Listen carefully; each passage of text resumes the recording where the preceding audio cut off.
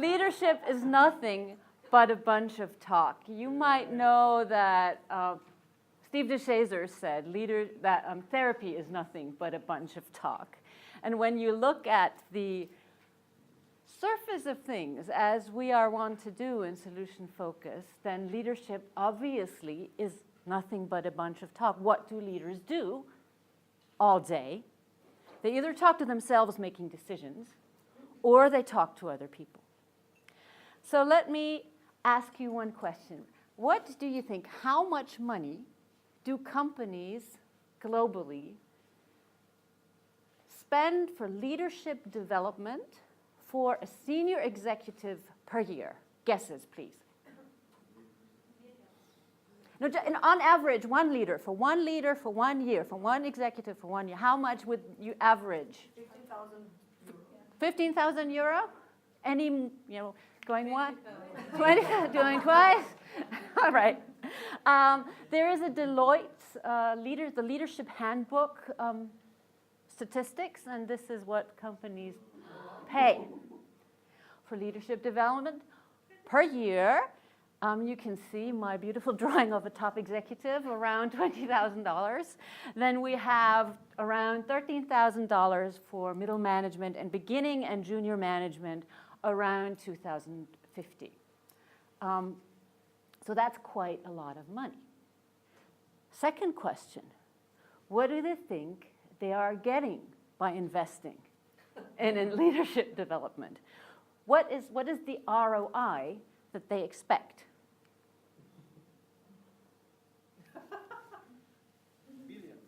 What do they want? Why do companies try to teach leaders how to lead? To double their profits. Profit, what else? Retention of staff. Retention, yeah. Not bad. Motivation and engagement. Motivation, yeah, okay. Go ahead. Because they think they're supposed to do it? They have to, it's keeping up with the Joneses, right? Okay, Mike, the others are doing the same thing. I better go do it. And they have the Belbin brothers. I need to get even better ones. I'll hire the, right? No, that's a bit facetious. Kirkpatrick's and Phillips are some of the people who have tried to research return on investment on leadership development programs or on talent development in general. So if you want to have a look at how this can be measured quantitatively, these would be the people to look at. Although it is notoriously difficult to quantify what you get from any kind of talent development measures, because as I tried to visualize, the world turns even when you're doing the leadership development program. So you never know, is what you are doing is a leadership development program helping better leadership? Or is something else, is the market developed, or what? You never know. It's very hard to measure. So here are some of my ideas of why companies do that.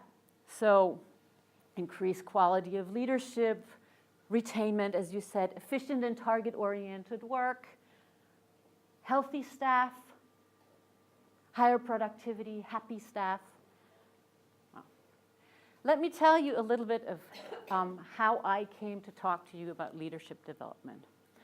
I have around 15 years of experience in design and development of leadership development programs in global corporations. The first one being when Peter Szabo put me in contact with the Swiss National Bank, and I was able to develop a management and leadership development program for the National Bank in Kyrgyzstan. So that was my first job around. And since then, I have done loads of leadership development programs for many different companies, large steel company leadership development that was rolled out from Kazakhstan via Luxembourg, through France, over the Atlantic to Brazil and Mexico. So I somehow know my stuff. So how did that happen? I mean, it all started with a coaching training, and it started when I was a lecturer at a University of Applied Sciences. You see, yeah, 2001. Some of you remember. I was teaching translation, and I was teaching business English.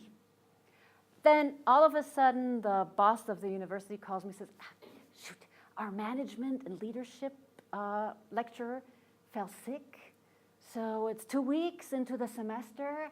We need someone. You seem to be good with the students. Can you take over? I was, okay, if you want to learn something, teach it, sure. You know, I was thinking it might be a good, was doing a coaching training at the same time, and then I was young and needed the money. So I did it, right? And I was so in awe of all the leadership stuff. I remember asking people, so what books should I read? And I was like, oh, I know nothing about this. But then I go teach, oh, no, my courage is again putting me in a corner that I won't be able to come out of. So I went and looked at the leadership development stuff. What did I find? The Hersey Blanchard situational leadership. Maslow pyramid of needs. Theory X, theory Y. I read all the books. I read the originals. I was like, hang on a minute. Yeah, I studied theology and linguistics, so I'm used to taking apart theories. And when it comes to theories, they weren't really very good ones, because they neither represented reality, nor were they very consistent in themselves. So both touching points for what is a good theory, I thought, no. So what I did with my students, basically, I thought, okay, let's have some fun with it. I threw a theory out, let's say Maslow's pyramid of needs. I read them a beautiful Paulo Neruda poem and asked them, so what does that tell you about the validity of this model? Here's a guy who has nothing to eat, yet he writes beautiful poetry. And we took these theories apart. 1 year later, I get a call by a global leadership development program company, and they ask, can you do what you're doing for the students, for us, but for much more money? I thought, yes. Off I went, and then I asked them, okay, so now in industry, of course, they're not teaching these stupid theories, right? Nah, no way. They're really good, and in business life, they're highly qualified people, and they know what they're doing. And I went to the HR director. And what was I expected to teach? The same old stuff. So I went, okay, if this is what you want, and I had learned from someone, always trust your client, they know what they're doing. And in the first workshop, they were actually happy. They came out and said, oh, no, we know how the world works, and, you know, this is good, yeah, and it's good theories, and I learned something. It was like, and they filled the happy sheets, all happy. It was like, okay, it's not so bad after all. I mean, they might be wrong, but they might be useful theories. Could be. And then 2 months later, as I had learned, I asked my students what worked. And they came and said, well, too bad. You know, I had put Miss Müller into the category R1 on the situational leadership. But she's actually not an R1 in all of the cases. Sometimes she's more an extrovert than an introvert. And I really don't know how I can fit her into all of these theories. And then when she was talking to me, I had no time to analyze. And so, you know, of course, I go panic. You know, I saw all the dollars floating out of my pockets. So, what do I do now? And going back to what I had learned, I asked them, okay, so if this didn't work, what do you want instead? And they said, we would like to talk about our concrete experiences. And I went, okay, concrete experience, can do, solution focus. Yeah. And I got them together. I gave them a few questions. I said, you know, this is one person, he will tell you his issue with Frau Müller, and you will be the consultants and you will help them. So in the situation, I used solution focus, I used action learning, and they came out happy again. So ever since, I've done kind of a mixture between what the clients want and what is actually useful to people. My question is, can there be a map for leadership? Is it possible? Is Is it possible to have a theory that actually works? During my time in the leadership development industry, I kept thinking I am like the tour guide in the Carpathian Mountains, yeah, with a group of hikers, and they're lost, but the tour guide has a map.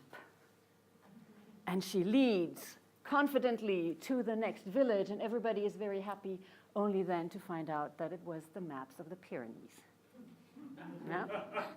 So, is it really possible to have a true map of leadership? I don't think so. Leadership is a family resemblance concept, or Wittgenstein and Steve DeShazer would probably call it a family resemblance concept. So what's that? This is a Jones family. They all they look familiar. They look like you can find a family resemblance a little bit.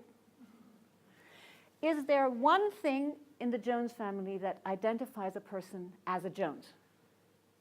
You say, this is what they all have in common. You drew them. Okay. Other than that. The eyes. Eyes, well, everybody else has eyes too. No. So they look familiar, but there is not one characteristic that characterizes them all. And this is the same with leadership situations. We can identify when somebody leads, but we can't say it's one thing that characterizes this situation. Yeah? So wanting a map of leadership is like wanting an atlas of clouds. It is not a fixed landscape. It is more like a Tolkien landscape. It's a landscape where everything changes all the time. You cannot nail down Ms. Müller. It's not possible. Every situation will be new. What happens when you mistake your map of leadership for the reality, when you mistake the map for the territory? Suddenly people don't react like you think they should be reacting. What do you then think of them? They are resistant. Yeah? They are resistant to your great idea. So you have this change management plan, and you planned it according to Cotter, and then somebody still doesn't like it, although they should have been on the curve somewhere already. So if they don't react the way your theory says, you start thinking they are resistant, and you forget looking for signs of cooperation. And we know, not everybody else knows, that 1984 resistance was buried in the backyard of Insu and Steve DeShazer. when they found out that if somebody is resistant, instead of looking at your, in their case, psychotherapeutic, but in the leadership case, leadership theory, you should be looking at what are the signs of cooperation that I have overlooked? How can I cooperate with this individual? So instead of thinking in your head, staying in the live interaction, don't be fooled into letting the illusion of control replace the alive interaction that you have between human beings. So what to do instead? How do you reach these goals of leadership development? I think instead of giving people maps, you should give them scouting skills.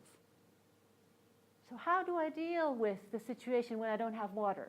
Where do I find, okay, there's a tree, it has moss on this side, so probably the wind is coming from here. You should teach them how to interact with people. What are the options of dealing with changing situations?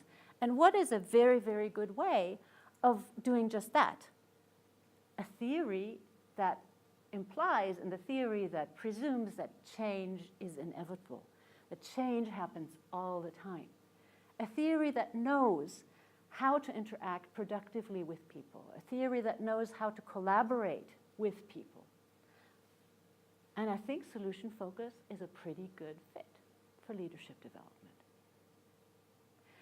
I hope I have given you some hope that you can sell leadership development in a solution-focused way, action learning plus leadership development plus solution focus plus coaching, put it into a package and tell your next human resource person, this is something that you can do to actually reach the goals that you want to reach as a company.